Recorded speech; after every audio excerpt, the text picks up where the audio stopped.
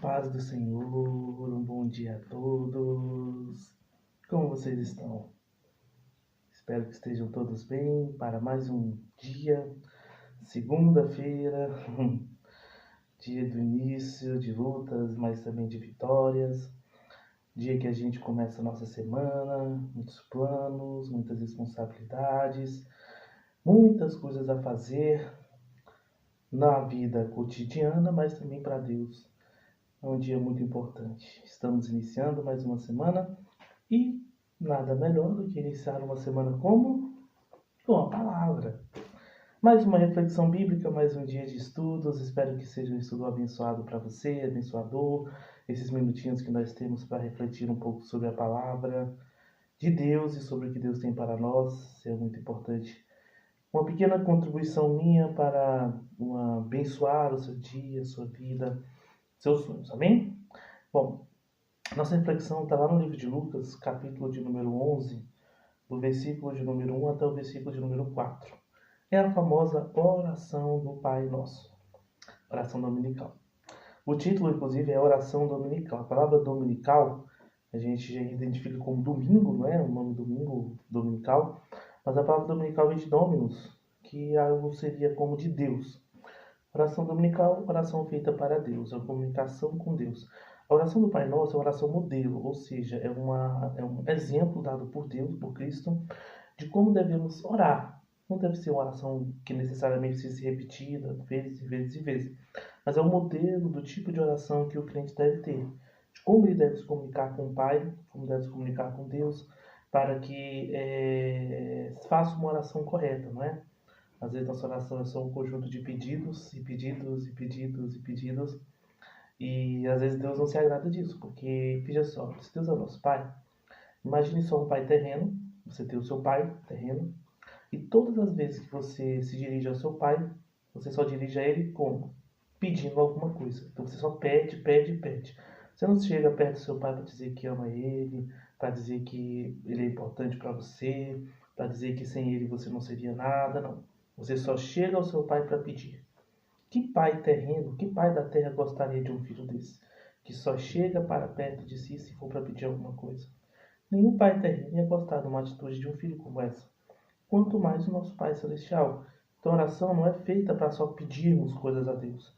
Ela é feita para agradecermos, para identificarmos a grandeza de Deus, o quão importante Deus é para nós. E esse é o exemplo da oração dominical. Nós vamos começar então nossa mini pregação com Lucas 11:1. Diz assim: Aconteceu que, estando ele a orar num certo lugar, quando acabou, lhes disse um dos seus discípulos: Senhor, ensina-nos a orar, como também João ensinou aos seus discípulos. Olha só, primeira coisa. Jesus estava orando. E tem até uma coisa interessante, porque uma exemplificação. Os discípulos ficavam intrigados. Por quê? Porque eles oravam 5 minutos, em 30 eles não resolviam nada. E viam que Jesus orava 30 minutos e em 5 ele resolvia tudo. Então eles perguntaram a Jesus: Ei, Senhor, ensina-nos a orar, ensina-nos a pedir, ensina-nos a comunicar com o nosso Pai, ensina-nos a ter essa relação com o Pai. Não só ensina a orar no sentido de como orar, mas ensina-nos a ter essa motivação para orar, para dobrar os joelhos, para se comunicar com o Pai, para esse momento de introspecção, esse momento de devoção, esse momento de emoção, esse momento de sacrifício para comunicar com o Pai. Então eles viraram-se para Cristo e disseram: ensina-nos a orar, como também João ensinou aos seus discípulos. Então João aqui citado, evidentemente, é João Batista, discípulo que abriu o caminho para Cristo, né? Aquele que a voz que clama no deserto tinha seus discípulos e abriu o caminho para Cristo, tanto que ele é citado como último profeta, João Batista, profeta nos moldes do Antigo Testamento. Então os discípulos pedem a Jesus: faça como João, ensina-nos a orar, nós queremos aprender como orar, como comunicar melhor com o nosso Pai. Versículo de número 2 diz assim: E ele lhes disse: Quando orares, dizei: Pai, santificado seja o teu nome e venha o teu reino. Então Jesus começa a dizer instruções de como fazer uma oração. Quando vocês orarem, digam: Pai, primeiro. Chamar Deus de Pai é uma coisa extraordinária. Hoje em dia nós chamamos Deus de Pai de uma forma até comum. Mas quando paramos para pensar no poder dessa palavra de 3 letras, P-A-I, é extraordinária. Na mitologia de vários povos, mitologia egípcia, mitologia grega, romana, nórdica, seja do povo em que for, os deuses dessa mitologia, normalmente eles eram até cruéis com os seres humanos.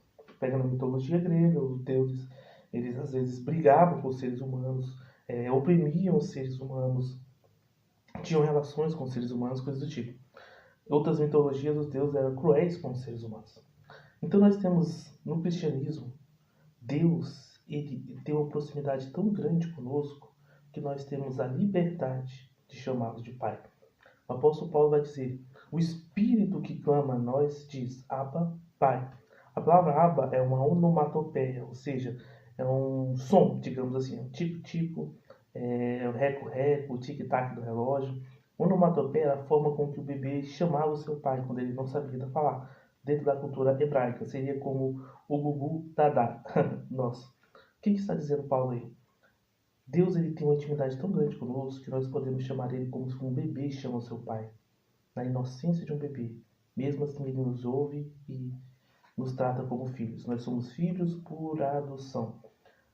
João, capítulo 1, número 1, versículo 11 em diante, vai dizer: Ele veio para os seus rejeitaram, mas dele deu a todos quanto o aceitaram o poder de serem feitos filhos de Deus, os que creram em seu nome. Não nasceram segundo a carne, nem o sangue, nem vontade de varão, mas nasceram de Deus. Ou seja, nós somos seus filhos e nós podemos chamá-lo de Pai, porque ele abriu para nós uma porta extraordinária, uma comunicação direta da terra com o céu. Pai, santificado seja o seu nome, ou seja, separado seja o nome de Deus. O nome de Deus é santo, o nome de Deus não pode ser utilizado de maneira vã. Um dos 10 mandamentos dizia: não tomarás o nome de Deus em vão. Então devemos santificar o nome de Deus, porque ele é santo. E venha o teu reino. Isso aqui já é um pedido escatológico. Vir no reino de Deus é a nossa súplica, pedido para que Deus ele venha o quanto mais rápido possível para estabelecer o seu reino na terra, para acabar com as injustiças, para estabelecer a nova Jerusalém, todas as promessas. Então nós ansiamos pela vinda. É claro que Deus tem seus dias determinados desde a fundação do mundo. Mas nós devemos orar: Senhor, venha o teu reino, que o teu reino esteja estabelecido, que o Senhor volte para nos buscar e para nos levar à sua glória e sairmos desse mundo de dor e sofrimento para irmos à sua presença. Versículo de número 3. Dai-nos cada dia o nosso pão cotidiano, ou nosso pão diário. Temos também algumas traduções que dizem o pão diário, o nome do nosso canal. O que é o pão diário? Inclusive falando do nosso canal. Pão diário é como se fosse o maná. O maná ele caía todos os dias no deserto. Se as pessoas guardassem o maná, ele estragava. Qual era a regra que Deus fazia lá para o povo de Israel? É a seguinte: confie em mim, que todos os dias eu vou trazer o maná. Não guardem o maná, como se vocês estivessem com medo de que eu não trouxesse mais. Como se vocês estivessem com medo de que eu esquecesse de vocês. Não. Se vocês guardarem o maná, ele vai estragar. Eu quero que vocês todos os dias comam do pão diário, do maná descido do céu, porque eu vou dar sustento a você todos os dias. Essa é a ideia do pão diário. É um alimento do céu todos os dias. Humildemente é o objetivo do nosso canal, Pão Diário. Então, pão de cada dia nos dai hoje. Isso fala sobre sustento financeiro, sustento alimentício. Muitas vezes nós passamos por dificuldades financeiras, muitas vezes nós passamos por problemas financeiros, e que às vezes a gente fica pensando: mas será que Deus esqueceu de mim? Será que Deus vai permitir que eu passe por fome ou por necessidade financeira? Mas Deus diz: eu não me esquecerei de você. É uma promessa dele. Pode uma mãe se esquecer de um filho que amamenta? Mesmo que ela se esqueça, eu não esquecerei de vocês, diz o Senhor, porque os seus nomes estão escritos nos meus muros e em minhas mãos. Então o que acontece? Deus não se esquece de nós e Ele vai nos dar sustento físico, porque, como diz o próprio Antigo Testamento, nem só de pão viverá o homem, mas de toda a palavra que sai da boca de Deus. Mas o pão está ali. O pão também é necessário para a vida do homem. Pão aqui representando alimento, sustento financeiro. Então você passa por um momento de dificuldade financeira, de lutas, Deus vai te suster. Por vezes ele pode estar testando sua fé, testando para te aprovar, mas ele vai te sustentar e no momento certo dará o escape. Versículo de número 4, finalizando. Perdoa-nos os nossos pecados, pois também nós perdoamos a qualquer que nos deve. Não nos conduz em tentação, mas livrai-nos do mal. Amém. Perdoe os nossos pecados. É necessário sempre pedirmos a Deus perdão dos pecados. Nós pecamos constantemente. O salvo, diferente do ímpio, ele não tem amor pelo pecado, não carrega um pecado de estimação. Mas ele também é suscetível ao pecado. Apenas quando estivermos a glória nos céus, nós não teremos mais a presença do pecado. Nós não temos o domínio do pecado sobre nossas vidas, nós salvos. Porque Deus está sempre nos protegendo. O sangue de Jesus Cristo, seu Filho, nos purifica de todo pecado. Então, nós temos a certeza em Cristo de que nós somos purificados do pecado. Mas a presença ainda existe. Mas ele vai dizer o seguinte: olha, perdoa-nos os nossos pecados. Sempre devemos pedir perdão pelos pecados, porque sempre nós cometemos pecados, seja em pensamentos, em atitudes, em ações, em fala, qualquer coisa. Sempre nós podemos cometer pecados e é necessário pedirmos o perdão de Deus pelos nossos pecados. Perdoa os nossos pecados, pois também nós perdoamos os que nos ofenderam. Ou seja, nós também devemos perdoar as pessoas que nos ofenderam. Muitas vezes nós dizemos que nós temos um pavio curto, que nós não admitimos ofensas, mas não é isso que Jesus ensina. Ele deu o exemplo. Quando estava sendo crucificado, ele diz: Pai, perdoa-nos, eles não sabem o que fazem. Então é necessário nós também termos o perdão como regra de vida. Não nos deixe cair em tentação, ou seja, livra-nos das tentações, livra-nos das ciladas do diabo, livra-nos dos dardos inflamados do maligno. Sempre nos ajude a nos livrar dessas tentações terríveis, mas livrai-nos do mal. Amém. É um modelo de oração, a oração do Pai Nosso. Não significa que deve ser sempre apenas essa oração, mas o modelo de oração do Pai Nosso traz alguns elementos.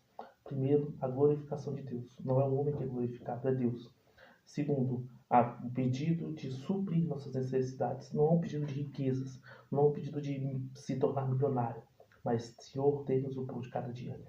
E acima de tudo, o pedido que Deus perdoe os nossos pecados e ofensas a Ele, porque nós também perdoaremos os nossos ofensores. Que nos livre de todo mal, finalizando com amém, ou seja, o assim seja. Que essa oração seja sua oração diária, que essa oração motive todos os dias. Deus está aguardando a sua atitude para com Ele, a sua oração, a sua devoção, a sua santidade. Que você tenha gostado da palavra de hoje, que seja abençoada para a sua vida. Estamos aqui segunda-feira, terça, quarta, todos os dias. E aguardo vocês no nosso pão diário. Que Deus possa abençoar a vida de vocês. Amém.